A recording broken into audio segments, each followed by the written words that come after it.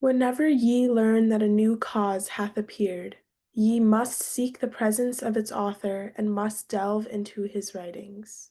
The Bab. The universal prophets who have appeared independently include Abraham, Moses, Christ, Muhammad, the Bab, and Baha'u'llah.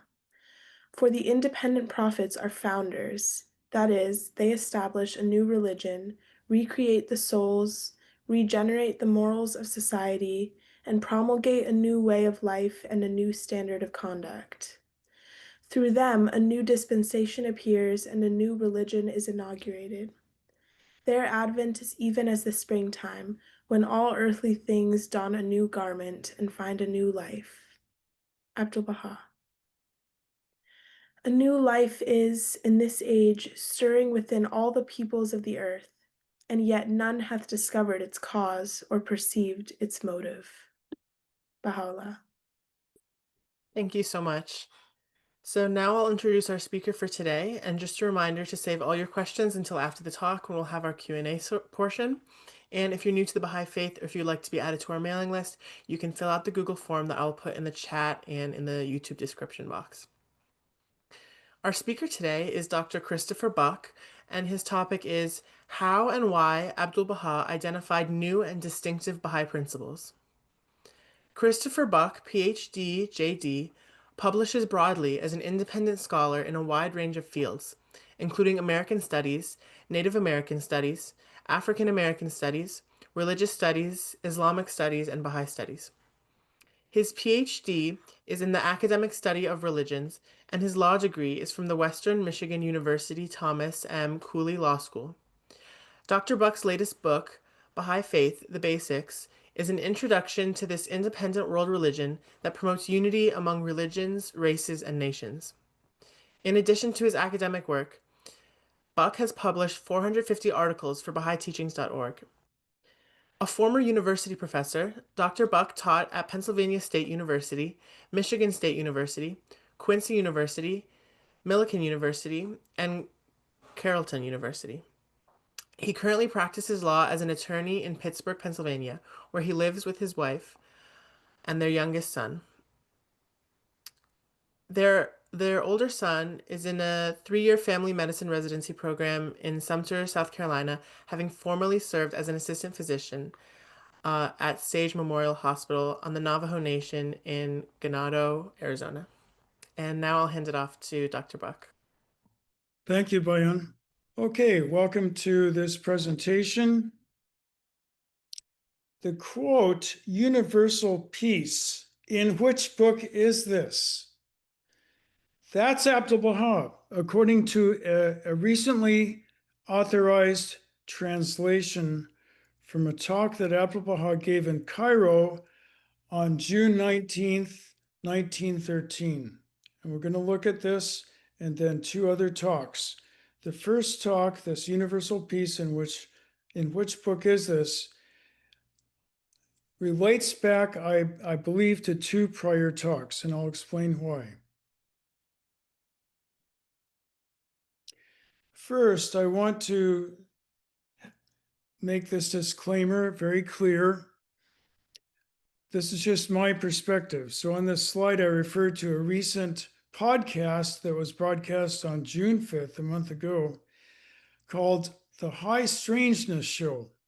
And they thought the host, Tony Fernandez, thought the Baha'i Faith was kind of strange because it was very little known. And so I was asked to, present on June 5th. I was asked if there were any clergy in the Baha'i Faith, and my answer was, look at my collar. I'm not a cleric. We have no clergy in the Baha'i Faith. So that's my first disclaimer. All right, brief introduction. What is the Baha'i Faith? On the left-hand side of the screen, you see the cover for my introductory book, Baha'i Faith, The Basics, published by a leading academic press in the United Kingdom called Routledge.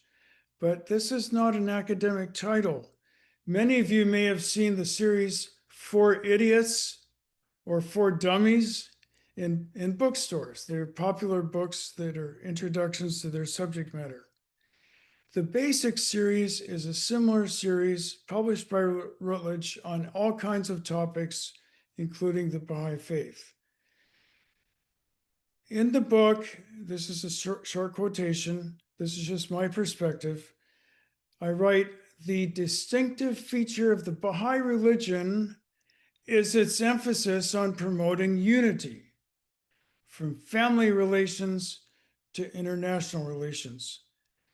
And this came about in a discussion in the book on what has been called in the academic study of religion, the disease cure model of religions. And the theory is this: when you look at each religious system, major religion of the world, there's a central presenting problem for which the religion offers a cure. Let me give you a couple of examples. In early Buddhism, in the Buddha's first sermon, which is often referred to as the Four Noble Truths, the first noble truth is life is suffering. I used to tell my students, the Buddha said in modern terms, what's the expression? Tomorrow we die, life's a bitch, tomorrow we die, sorry for my language.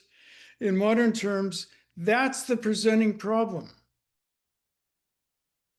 what we call the human predicament. So what does Buddhism offer? It offers liberation from suffering. So I would tell my students at the beginning of world religions classes that world religions, in a nutshell, are systems of salvation, liberation, or harmony, and the salvation, liberation, or harmony that they offer is in direct response to what that religion presents as the human predicament.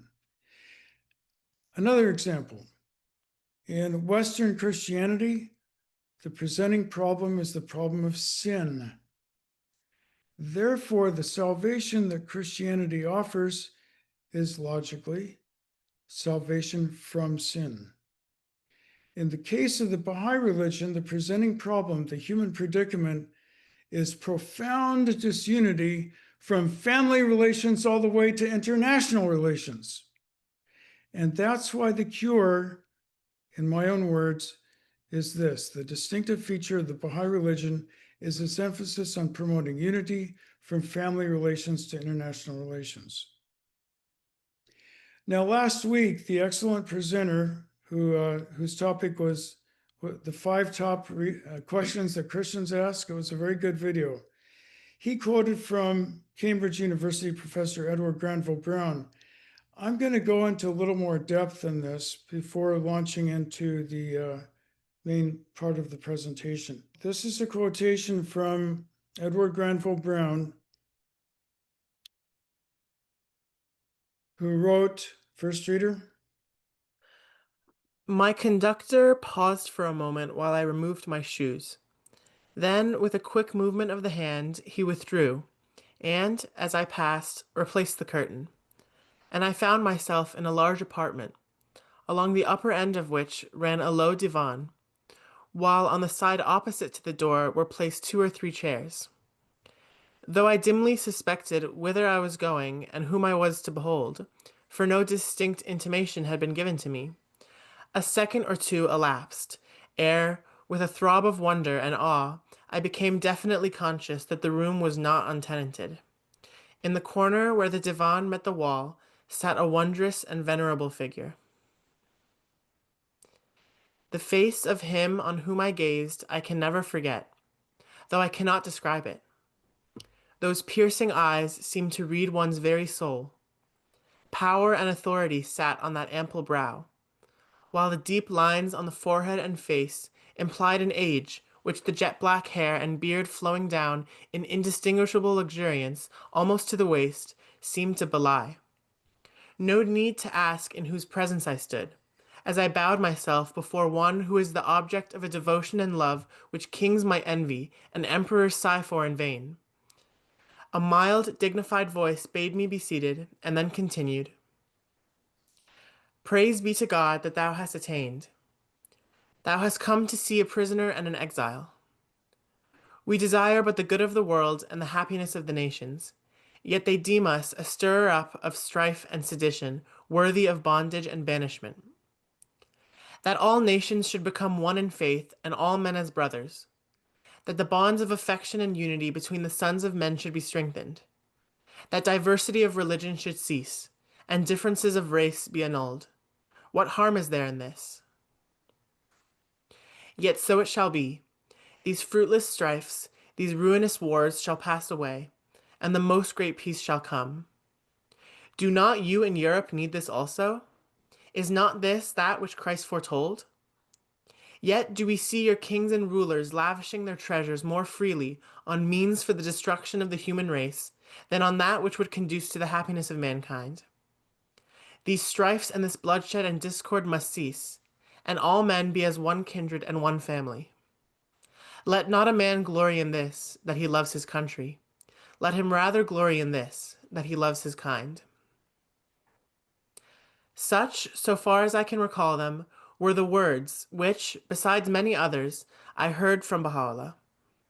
Let those who read them consider well with themselves whether such doctrines merit death and bonds, and whether the world is more likely to gain or lose by their diffusion. Thank you, Bayan. I said I went into a little more depth on this meeting, historic audience in 1890. So for further reading, there's a journal article called Scholar Meets Prophet, Edward Granville Brown and Baha'u'llah, Akka 1890. Throughout this presentation, and I've generated a medium resolution PDF, which I will make available after this talk. There are many links provided. This is from Edward Granville Brown's obituary of Abdu'l-Bahá's son, who is Baha'u'llah's appointed successor, authorized interpreter, and what Baha'is refer to as the perfect exemplar of Baha'u'llah's teachings. Go ahead, Bayan. The death of Abbas Effendi, better known since he succeeded his father Baha'u'llah 30 years ago as Abdu'l-Bahá, deprives Persia of one of the most notable of her children, and the East of a remarkable personality, who has probably exercised a greater influence not only in the Orient, but in the Occident, than any Asiatic thinker and teacher of recent times. Before I go to the next slide, I think this is a profound statement saying that Abdu'l-Bahá has probably exercised a greater influence not only in the Orient, but in the Occident, meaning in the East and the West, than any Asiatic thinker and teacher of recent times. Go ahead, Bayan. One of the most notable practical results of the Bahá'í ethical teaching in the United States has been, according to the recent testimony of an impartial and qualified observer, the establishment in Bahá'í circles in New York of a real fraternity between black and white, and an unprecedented lifting of the color bar, described by the said observer as almost miraculous. Thank you. Just to give a little bit of an announcement of something that has not been announced yet. There's a forthcoming book that is called The Bahá'í Faith and the Black Intelligentsia, Race, Religion, and Nation. Forthcoming. Once the cover gets done, the interior design is already done. So it's hopefully going to be sent to the publishers this weekend. So for a further study on Edward Granville Brown, there's an article that was published in the British Writers Series in 2015 for further reading. Now, here are Abdu'l-Bahā's new principles. The quotation marks are there because Abdu'l-Bahá referred to them as new. And these 15 new principles, which are not inclusive, which are not totally inclusive because there are many more principles, are expressed briefly as actions. Number one, search for truth. That's not an abstract idea. That's a command, a duty. Search, that's an action. Search for truth. 2, see humankind as one. 3, see religion as one. 4, religions should unify. 5, religion respects science. 6, women and men are equal. 7, abolish every prejudice. 8, promote world peace. 9, provide education for all. 10, economic problems require spiritual solutions. 11, the universal house of justice is unique. 12, the special Baha'i covenant protects Baha'i unity. 13, adopt a universal auxiliary language. 14, work is worship. 15, the Baha'i faith offers other new principles.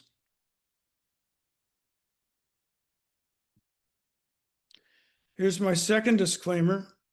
The 15 answers on the previous slide, answers to the question, what are the Baha'i Faith's new teachings? These are based on my research of 3 public discourses by Abdu'l-Bahá. The first is June 19th, 1913. The second is November 15th, 1912. And the third is December 2nd, 1912. But expressed in my own wording. So that's my second disclaimer. What Baha'i teachings are new and distinctive according to Abdu'l-Bahá? Abdu'l-Bahá was asked this very question twice. On November 15th, 1912, Abdu'l-Bahá was asked, what has Baha'u'llah brought that we have not heard before? And again, on December 2nd, 1912, Abdu'l-Bahá was asked, you have asked me what new principles have been revealed by him, referring to Baha'u'llah. Now, on these talks and texts, I want to give you the opportunity to study these more deeply. One very valuable resource is by Stephen Phelps, who led translation efforts at the Baha'i World Center in Haifa, Israel for 13 years. He has compiled a 2-volume resource called A Partial Inventory of the Works of the Central Figures of the Baha'i Faith. This is the May 2025 version. So information on the Port Said, Egypt talk is here, referenced here. You can go to the identification number ABU 023.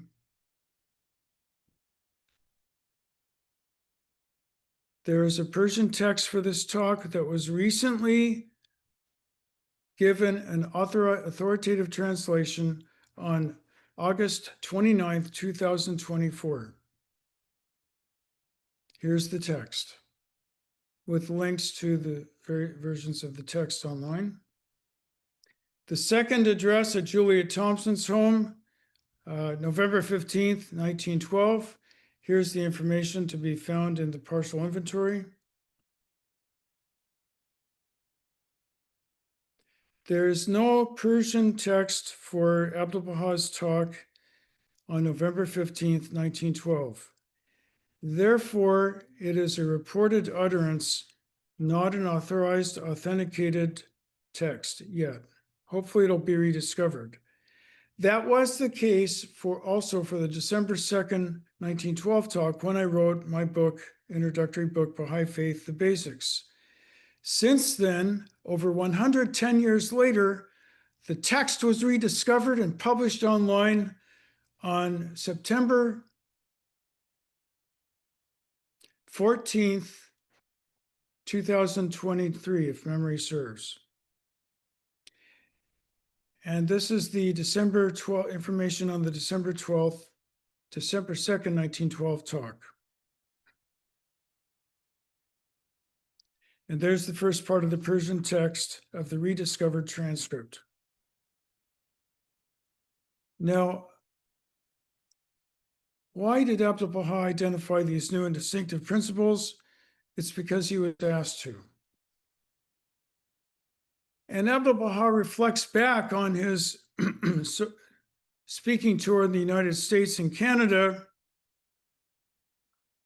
at a hotel in Port Said, Egypt. These are some old photos of what Port Said, Egypt was like back then in 1913.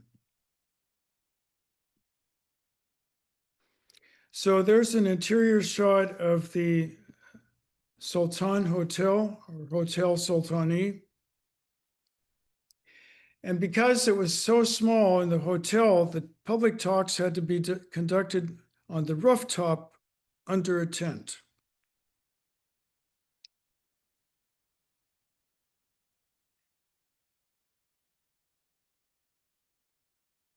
Here's the authorized translation. Bayan. No talk is there in town, save of the loved one's rippling hair. No spell abroad except her eyebrows' curve, exquisite snare. So resoundingly was the divine call raised that all ears were thrilled by it and all souls stirred. What call is this, minds marveled, that hath been so raised? What star is this that hath thus risen in the heavens? Some were lost in wonder, others made inquiry, still others set forth proofs and arguments. All confessed that the teachings of Baha'u'llah were, in truth, unparalleled, and that they constituted the spirit of this age, the illumination of this century. At most, such criticism as was voiced against them did not extend beyond the claim that similar teachings had been enunciated in the Gospel, in reply to which we said, among these teachings is the unity of mankind. Show us in which book this is recorded. Another teaching is universal peace.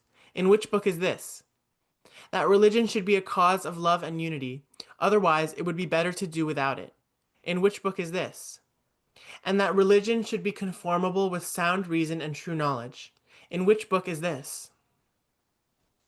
Thank you, Bayan.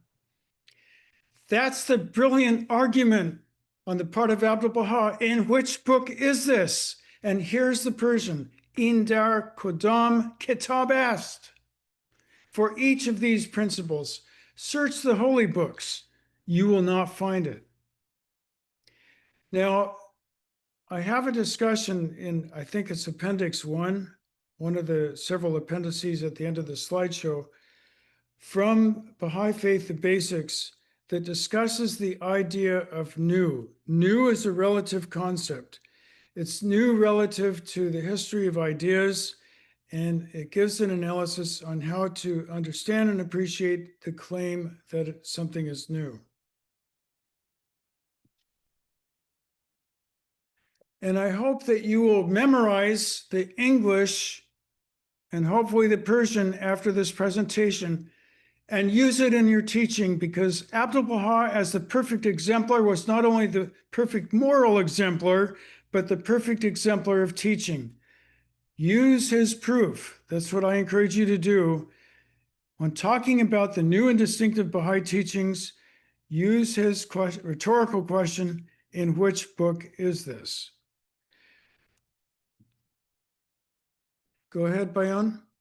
In which book hath the equality of men and women been established, and the elimination of all forms of prejudice, whether of creed, religion, nation, politics, or race?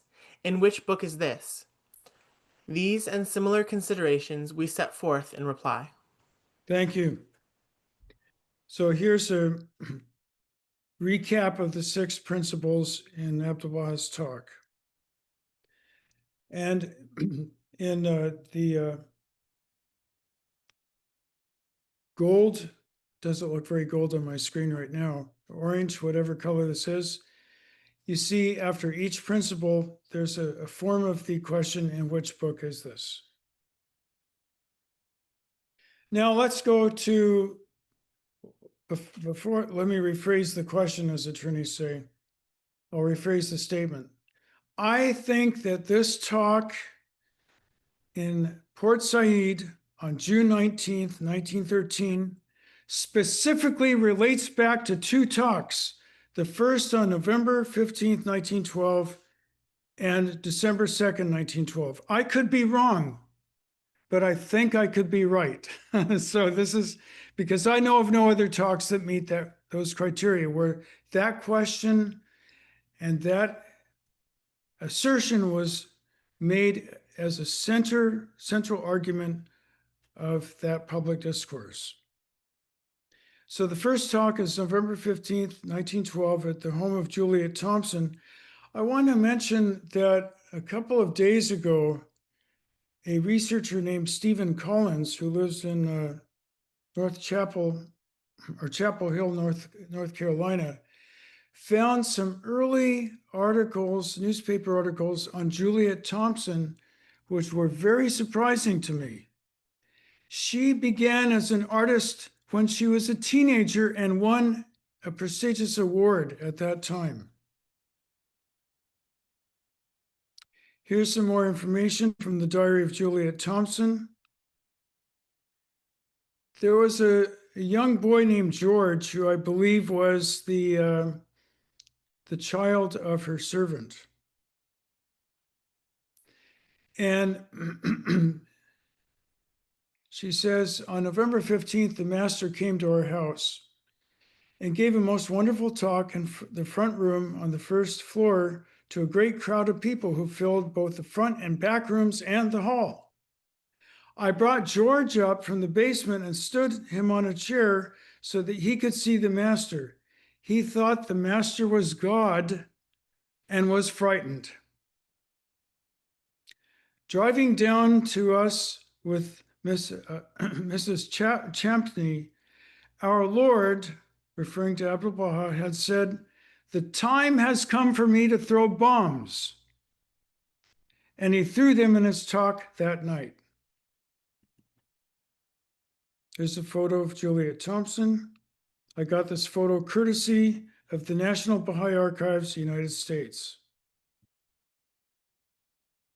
Now, even though I said that the November 15th, 1912 talk has no Persian transcript available to authenticate the original words that were given, I want to say something about the reporting, the translation, and the note-taking. Every effort was made to have as accurate notes as possible, what attorneys call contemporaneous notes or contemporaneous translation, by hiring professionals. Here's one of them, Hooper Harris, who by profession was a court reporter. He, quote, worked by day, studied law at night, and was admitted to the bar in Birmingham, Alabama in 1893. Then he came to New York City to live, where he became an expert court reporter doing the work of unusually high quality until the day of his death. According to Shoghi Effendi, Hooper Harris was one of the leading apostles of Baha'u'llah.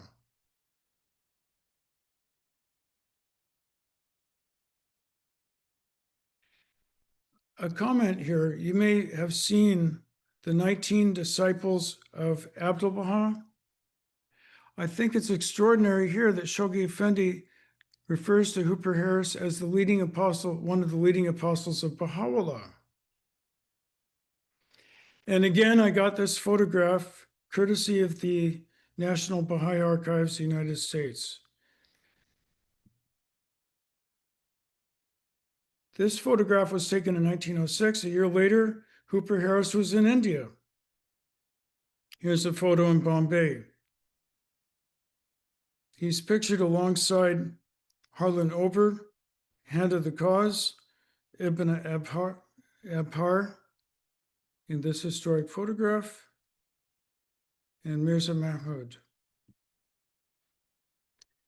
Now, if you click on the PDF of this image, it will take you to the PDF, which you can download from where it is available online. So again, there's a discussion of this talk in Mahmud's diary. First page is on your right. Next two pages, next two pages. And Bayan, let's quickly go through the highlights of this talk. Go ahead. I have spoken in the various Christian churches and in the synagogues, and in no assemblage has there been a dissenting voice. All have listened, and all have conceded that the teachings of Baha'u'llah are superlative in character. Not a single voice has been raised in objection. At most, there have been some who have refused to acknowledge the mission of Baha'u'llah. Some who could find no other pretext have said, "These teachings are not new, they are old and familiar, we have heard them before." Therefore, I will speak to you upon the distinctive characteristics of the manifestation of Baha'u'llah and prove that from every standpoint his cause is distinguished from all others. First, among the great principles revealed by him is that of the investigation of reality. The meaning is that every individual member of humankind is exhorted and commanded to investigate reality for himself. Inasmuch as the fundamental reality is one, all religions and nations of the world will become one through investigation of reality. The announcement of this principle is not found in any of the sacred books of the past. I'm going to show later through a comparison between the version that was edited by Howard McNutt and published as Promulgation of Universal Peace, which we have on Baha'i.org in the Baha'i Reference Library, is an edited version of the original transcript that was first published in Star of the West. In the Star of the West version, the question by Abdu'l-Bahá is expressed as a question. What the editor, Howard McNutt, has done in this and in other slides that we're going to see is to answer the question.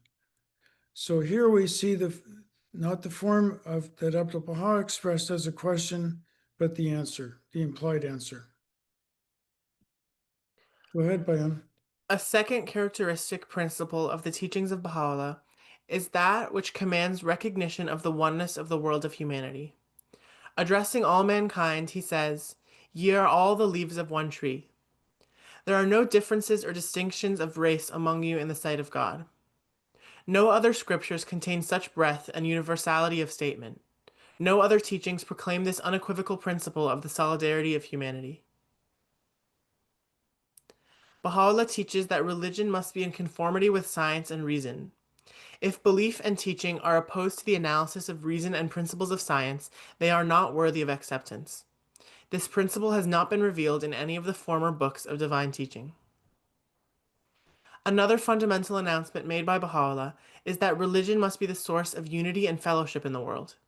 If it is productive of enmity, hatred, and bigotry, the absence of religion would be preferable. This is a new principle of revelation found only in the utterances of Baha'u'llah. Again, Baha'u'llah declares that all forms of prejudice among mankind must be abandoned, and that until existing prejudices are entirely removed, the world of humanity will not and cannot attain peace, prosperity, and composure. This principle cannot be found in any other sacred volume than the teachings of Baha'u'llah. Another teaching is that there shall be perfect equality between men and women. Why should man create a distinction which God does not recognize? In the kingdom of mankind, this equality must likewise exist, and the one whose heart is purest, whose life and character are highest and nearest to the divine standard, is most worthy and excellent in the sight of God. This is the only true and real distinction, be that one man or woman. Just as an anecdote, there's a very interesting episode documented in Abdu'l-Bahá in London. A famous women's suffragette, in other words, an advocate of women's right to vote, saw Abdu'l-Bahá sewing his robe. And she told him, "I'm very impressed to see a prophet of God sewing his own robe." And this is my paraphrase. Abdu'l-Bahá answered, "I am not a prophet of God. I'm only a man like you." Another interesting thing, there's one of the, in the introduction, it mentioned 450 articles that I contributed to Bahá'íTeachings.org. There's a detailed list of them online. Technically, it was probably 442, as I think 4 articles got published twice. But anyway, there's one article on the equality and superiority of women, which presents texts in which Abdu'l-Bahá says not only women are equal to men, but in some respects are superior or potentially superior. And one of the talks that he gave, I think it was also in London, Abdu'l-Bahá said in a talk, "What would you say if I proved to you that woman is the stronger wing," referring to the 2 wings of a bird? And in the tablet at the end of Paris Talks, this is such an important principle. I hope you don't mind me commenting on this. Abdu'l-Bahá says that in the future, in every aspect of life, women will be man's equal.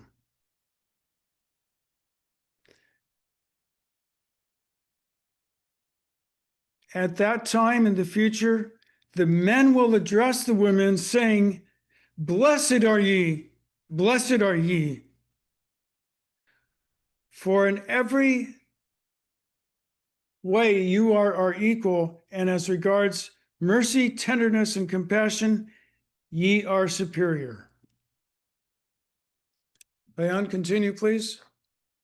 Baha'u'llah has announced the necessity for a universal language, which shall serve as a means of international communication and thus remove misunderstandings and difficulties. This teaching is set forth in the Kitab al-Aqdas, Most Holy Book, published 50 years ago. He has also proclaimed the principle that all mankind shall be educated and that no illiteracy be allowed to remain. This practical remedy for the need of the world cannot be found in the text of any other sacred books. He teaches that it is incumbent upon all mankind to become fitted for some useful trade, craft, or profession, by which subsistence may be assured, and this efficiency is to be considered as an act of worship. Baha'u'llah has announced the necessity. Is this the same slide as before? No, this is the new one. Go ahead. Baha'u'llah has announced the necessity for a universal language, which shall serve as a means of international communication and thus remove misunderstandings and difficulties. This teaching is set forth in the Kitab al-Aqdas, Most Holy Book, published 50 years ago. He has also proclaimed the principle that all mankind shall be educated and that no illiteracy be allowed to remain. This practical remedy for the need of the world cannot be found in the text of any other sacred books. He teaches that it is incumbent upon all mankind to become fitted for some useful trade, craft, or profession, by which subsistence may be assured, and this efficiency is to be considered as an act of worship. The teachings of Baha'u'llah are boundless and without end in their far-reaching benefit to mankind. The point and purpose of our statement today is that they are new and that they are not found in any of the religious books of the past. This is an answer to the question, what has Baha'u'llah brought that we have not heard before? Therefore, it is conclusive and evident that the manifestation of God in this day is distinguished from all former appearances and revelations by His majesty, His power, and the efficacy and application of His word. Thank you. Now, this is for further reading, a journal article, Baha'u'llah's Tablet of Glad Tidings, a proclamation to scholars and statesmen. The first to proclaim Baha'u'llah's teachings in numbered form was Baha'u'llah himself. One of the tablets in which he does this is called the Besharat, the Tablet of Glad Tidings, in which Baha'u'llah sets forth 15 numbered principles. But when you count the actual teachings, they amount to 21 principles. There are variants in the early texts and the early manuscripts. For example, the copy of the same tablet that was sent to Russia has only 14 of the glad tidings because of the sensitivity of the Russian government at the time, being ruled by a czar and so forth. The 15th glad tiding was not included. We're going to see in this study, which was published in 2010, a joint effort by a Russian Bahá'í scholar, Dr. Yuli Ionesyan, from the Russian Academy of Sciences in St. Petersburg, and yours truly, me, myself, and I, we collaborated on this, and we're going to see that this was intended, according to the testimony of another person, another European who met Baha'u'llah. His name was Count Cottrell, who was building railroads in the Holy Land at the time. He said that Baha'u'llah intended this tablet to be translated and sent to scholars and statesmen, as well as kings and ecclesiastics, meaning religious rulers. So it became clear that this tablet was part of Baha'u'llah's proclamation, not only to kings, not only to religious leaders, but to scholars and statesmen. Example, this tablet was also sent to Edward Granville Brown, a scholar. This tablet was also sent to Baron Victor Rosen, a Russian scholar. Those are just examples. Now let's go to the talk on December 2nd, 1912, at the home of the Kinneys. The stenographic notes were taken by another professional stenographer, Esther Foster. Now, I'm going to talk a little bit about this photograph of Abdu'l-Bahá, my absolute, hands down favorite photograph of Abdu'l-Bahá, just personally speaking. And in the seat of the Universal House of Justice, those of you who have gone on pilgrimage may recall seeing a beautiful painting based on this photograph. I'm going to tell you a little bit about this photograph. This photograph was taken that very night on December 2nd, 1912. It was taken by a celebrity photographer named Jacob Schloss. And you're going to see versions of his photos that have his name because he was into copywriting his photographs. And he would sue anybody who did not properly acknowledge the source.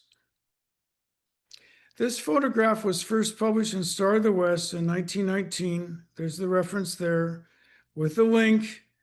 And you could order it and sell it, buy it for $1.50 plus postage. Here is a photograph that Jacob Schloss took of the First Lady, Edith Roosevelt.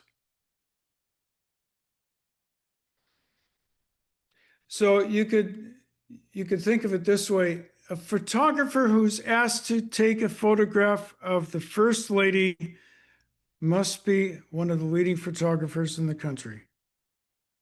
Here are a couple more photos of Jacob Schloss's photographs, of a series of photos of the First Lady. Now, first of three photographs taken on December 2nd, 1912. I have the photo ID here. The exact archival identification of this photograph, which is preserved in the National Bahá'í Archives, United States. You notice it's somewhat faded. There's a crack visible. This is unretouched. And you'll see at the bottom right-hand corner, the photographer's signature. See this copyright symbol, and then he writes his name by hand. Here's the same photo enhanced.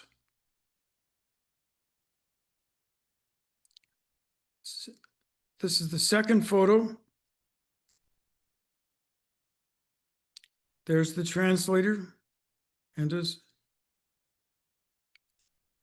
his wife.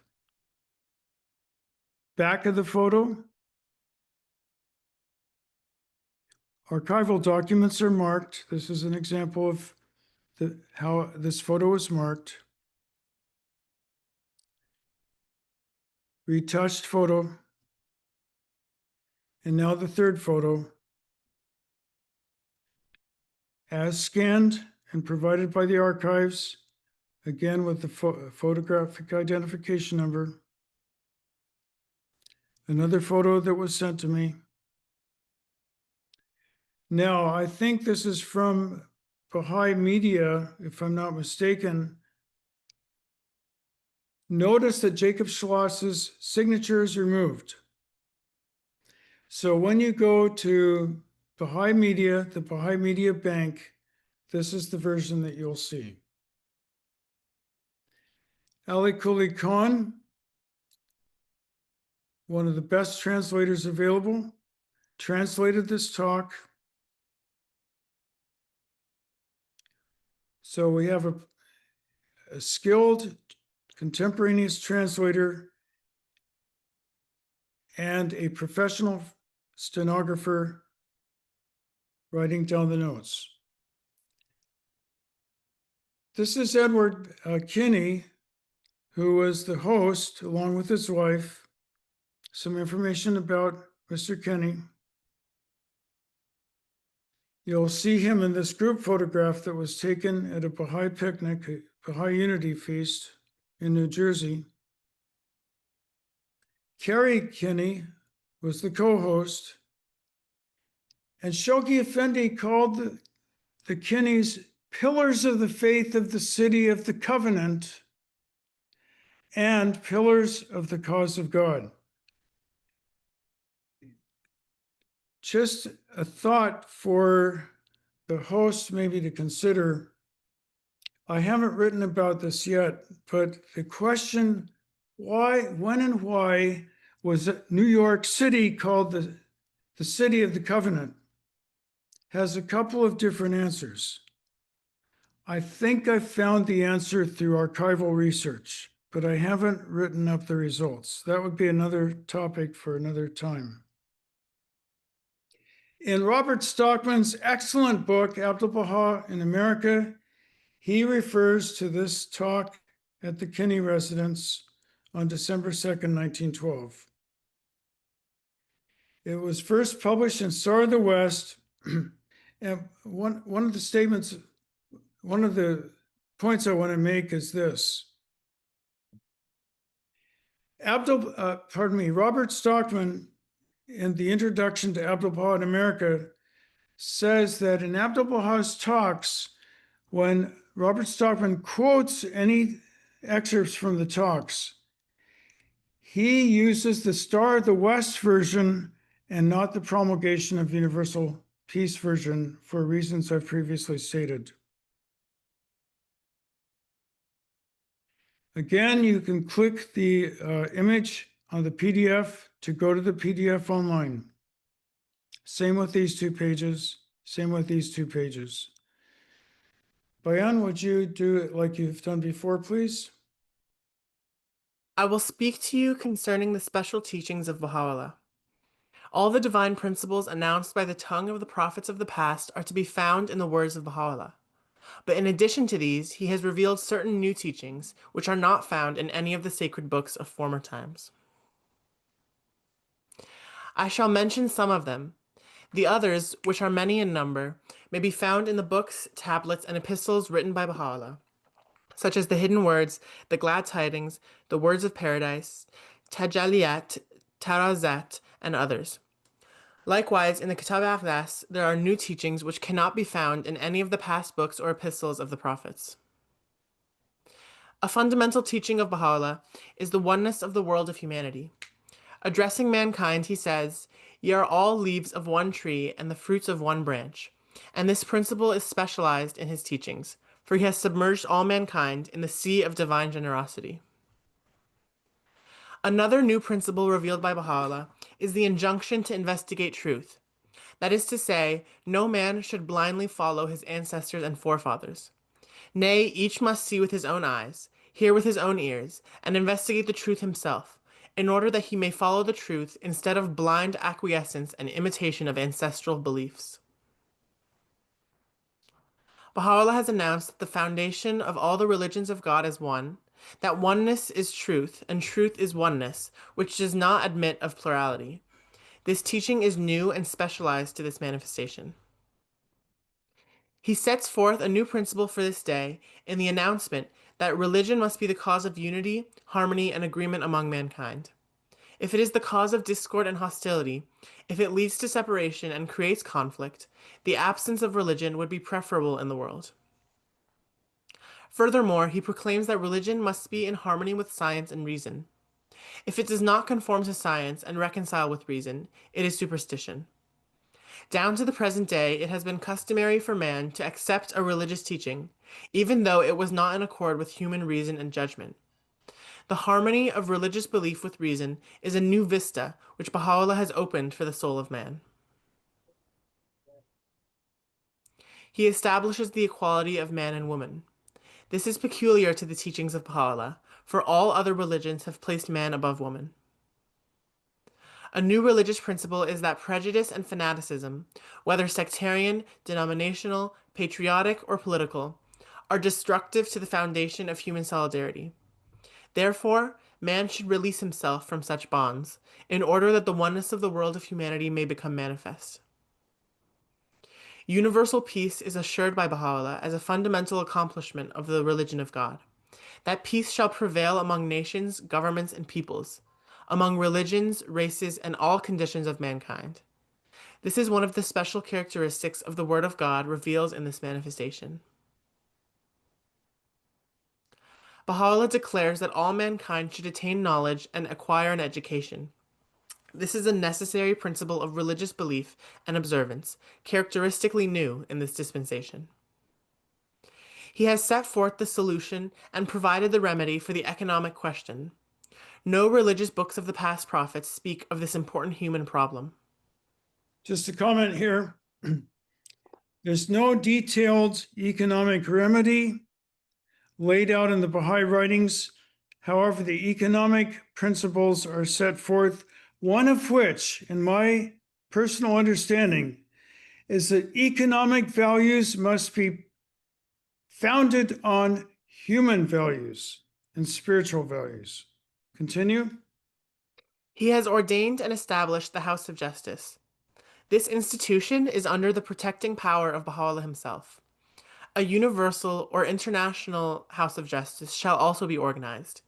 Its rulings shall be in accordance with the commands and teachings of Baha'u'llah. Now, I'm going to just a brief comment from an article on BahaiTeachings.org. When new, authentic Baha'i teachings come to light, this is a comment that I made. What surprised me most was that evidently this was the first and only talk Abdu'l-Bahá gave in America in which Abdu'l-Bahá mentioned the Universal House of Justice. So this talk is distinctive compared to all the other talks that he gave in America and Canada, to the best of my knowledge. Go ahead, Bayan. As to the most great characteristic of the revelation of Baha'u'llah, a specific teaching not given by any of the prophets of the past, it is the ordination and appointment of the center of the covenant. The Book of the Covenant, or Testament of Baha'u'llah, is the means of preventing such a possibility. To protect and safeguard the religion of God from this and all other attack, the center of the covenant has been named and appointed by Baha'u'llah. For further reading, I commend this journal article, the 1893 Russian publication of Baha'u'llah's Last Will and Testament, an academic attestation, meaning proof, of Abdu'l-Bahā's successorship. Now, there are I'm going to end with a couple of more statements from other Baha'i writings. Go ahead, Bayan. The teachings of Baha'u'llah are boundless and illimitable. You have asked me what new principles have been revealed by him. I have mentioned a few only. There are many others, but time does not permit their mention tonight. I therefore pray to God that you may be strengthened in good deeds. I pray that God may confirm you in order that you may live according to the teachings of Baha'u'llah. Thank you. This was, I guess, the ending of the December 2nd talk. For further reading, because Abdu'l-Bahá says there are many other principles, here is one example of Baha'i, called in a study called 50 Baha'i Principles of Unity, a Paradigm of Social Salvation.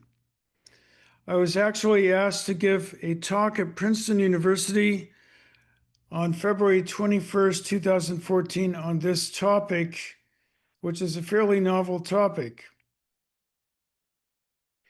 All right, I'm going to wrap this talk up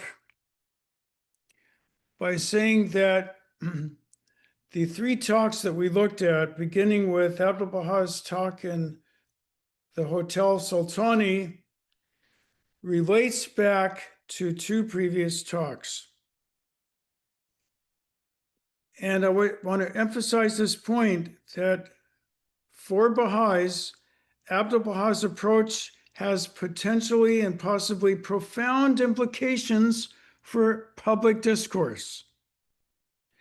Considering that Abdu'l-Bahá's role as the perfect exemplar, not only as a paragon and paradigm of all Baha'i virtues, but as a model for how best to present and teach the Baha'i faith. Bayan, please read. Its implications are deeper, its claims greater than any which the prophets of old were allowed to advance.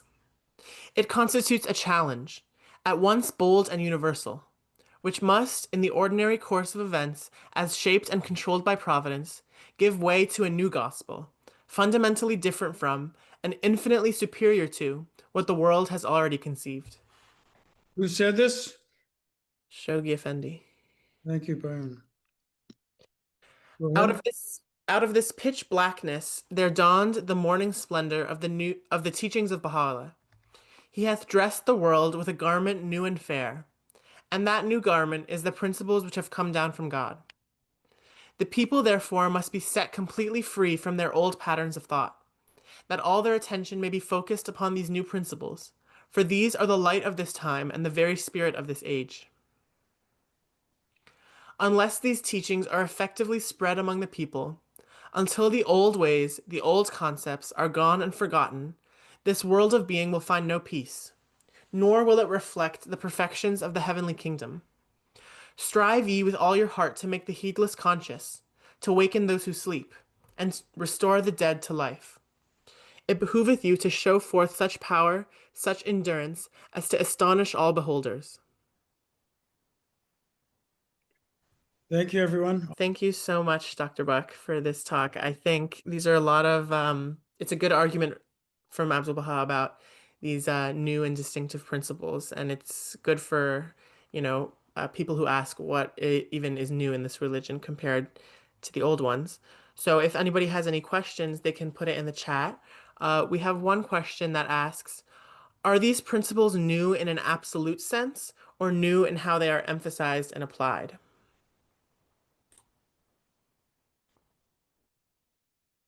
I won't go back to the video, but I think it's the first appendix to the PowerPoint, pardon me. It's a good question. There are a few excerpts from, I think it's chapter 3 of Bahá'í Faith, the Basics, that discuss the issue of what is new. And as I recall, new, from my understanding, is a relative term. It is relative to the history of ideas. There is nothing new in an absolute sense. We understand this from the principle that all truth is relative. We live in a relative world.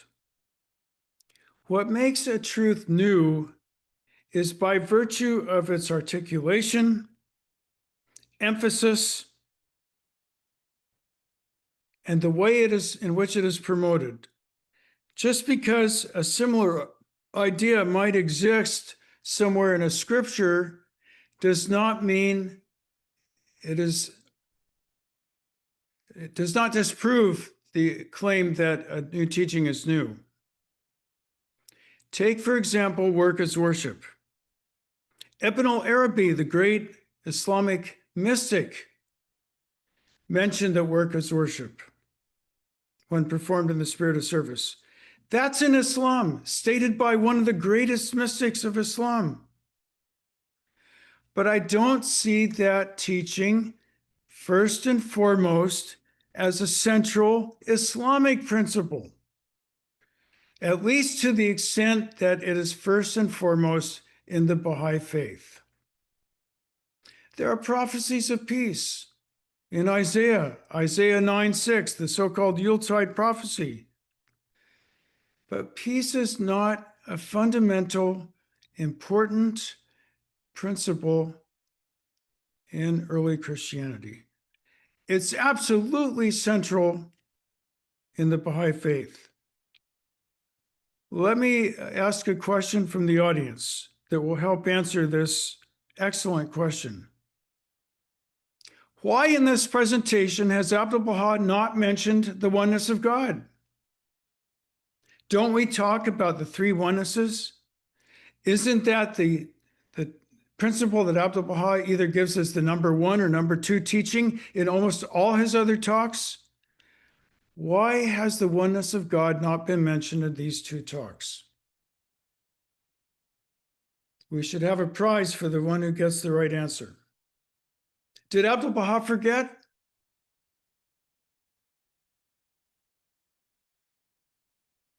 Why did Abdu'l-Bahá not mention the oneness of God? Give up? It's not a new teaching. Simple as that. Now, I don't know if that's the real reason, but that's my surmise. Next question, please. How can Baha'is avoid turning these principles into slogans and instead embody them in daily life? By turning them into actions. Look at the slide early in the presentation on my brief summation of the 15 Baha'i principles expressed as actions. So take the first principle, search after truth. What part of speech is search in those three words, search after truth? Is it a noun or is it a verb? It's a noun. It's a command. It's a duty. It's not just a principle in the form of an idea, it's an action. So by turning each of these principles, so men and women are equal. So what? If all we do is say it and pay it lip service. That's an action. We have to promote the consciousness of the idea that mankind is one, going to the oneness of humankind. That's a reality. What our actions are supposed to do, according to Shoghi Effendi, is to promote the consciousness of the oneness of humanity. Same principle applies to the equality of women and men. They are already equal, not socially, but spiritually. So what is the action, the outcome, the duty pursuant to this teaching? To promote the consciousness and the reality in every way, not just spiritually, but socially, in family life and professional life, of the equality of women and men. That's my answer to the question about teachings as ideas versus putting them into action. That's another excellent question.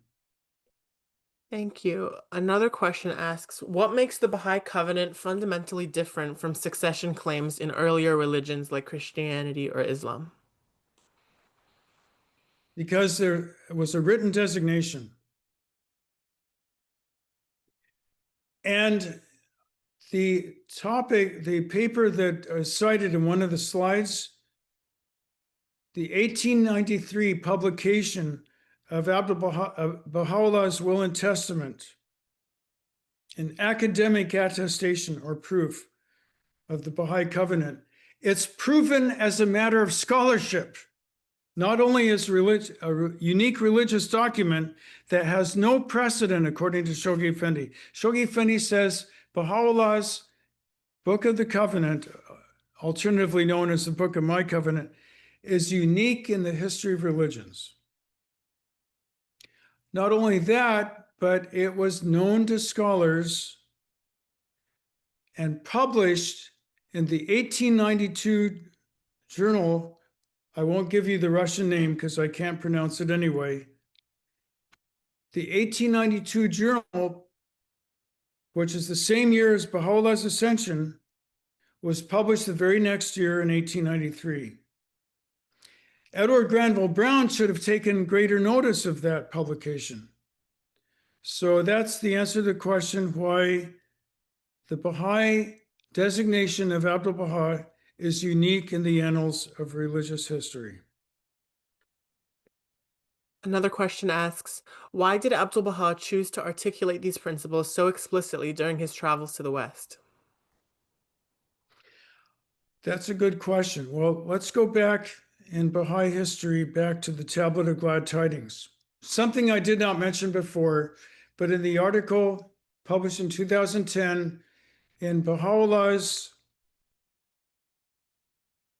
Tablet of Glad Tidings, I ordered some manuscripts from Cambridge University, from the Edward Granville Brown papers. Dr. Yuli Ionesian and I studied these documents. One was a cover letter from the Baha'i agent in Alexandria, Egypt, who sent these to Edward Granville Brown. Another was a cover letter from Mirza Badi'ullah, one of Baha'u'llah's sons, who explains that Baha'u'llah asked Mirza Badi'ullah, and I believe Mirza Zayiullah, to choose which principles to put in this tablet. Baha'u'llah gave that responsibility to his sons. We don't know which of them were approved and chosen. We just know that that was part of the process of this tablet, what we call the circumstances of revelation. By analogy, Abdu'l-Bahá chose the principles, but he chose different ones. Some were the same, but mostly different. Pursuant to Baha'u'llah's request that his sons choose the principles. Here is the role of youth. Now you notice, for example, not to make light of this, but one of the principles in the Tablet of Glad Tidings is freedom of dress. That's where Baha'u'llah says, make not yourselves playthings of the ignorant. I don't think freedom of dress is a big deal in the West, do you? But that was one of the principles presumably chosen by one or two of Baha'u'llah's other sons. The principles that Abdu'l-Bahá chose were the ones that were necessary, and that's my answer to the question. Thank you. If you had to present the faith to someone in one sentence using only these principles, what would you say? I think on the early slide that the Baha'i faith offers profound principles of unity from family relations to international relations. Thank you. That encompasses at least 50 Baha'i principles of unity, according to the research that I did in one of the papers, the one I presented to Princeton. There's much more to be discovered. Let me suggest another concept about a new principle that Abdu'l-Bahá talks about. I don't have it on the slide. But Abdu'l-Bahá says that not only does the hidden words contain the essence of all religions, remember the preamble, this is that which hath been hidden words in the realm of glory, uttered by the tongue of power and might, and revealed unto the prophets of old. We have taken the inner essence thereof and clothed it in the garment of brevity, as a token of grace unto the righteous, that they may stand faithful unto the covenant of God, and in the realm of spirit obtain the gem of divine virtue. Something like that. So the hidden words contains the essence of all religions. We know that. That's the claim. But guess what? Abdu'l-Bahá goes on further and says that there are new principles in the hidden words. Where are they? That's for us to discover. Abdu'l-Bahá basically takes the Akdas and all of the supplementary texts to the Akdas, which you find in tablets of Baha'u'llah and so on, and says that there are other new principles which he doesn't have time to expound.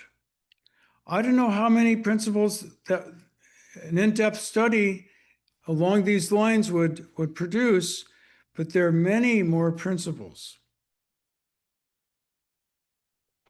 Thank you so much, Dr. Buck. It looks like that's all of our questions today. So I want to thank you again for this really in-depth talk on the new principles enunciated by Abdu'l-Bahá. Thank you again. Thank you, everyone, for participating. So our speaker for next week is going to be Michael Corona, and his topic is how indigenous knowledge systems align with Baha'i principles. And again, these talks occur every Saturday at noon Eastern time, so you can invite your friends and family. And if you're new to the Baha'i Faith, or if you'd like to be added to our mailing list, you can fill out the Google form that I will put in the chat and in the YouTube description box. Goodbye, everyone. Have a great week. Hope to see you all next.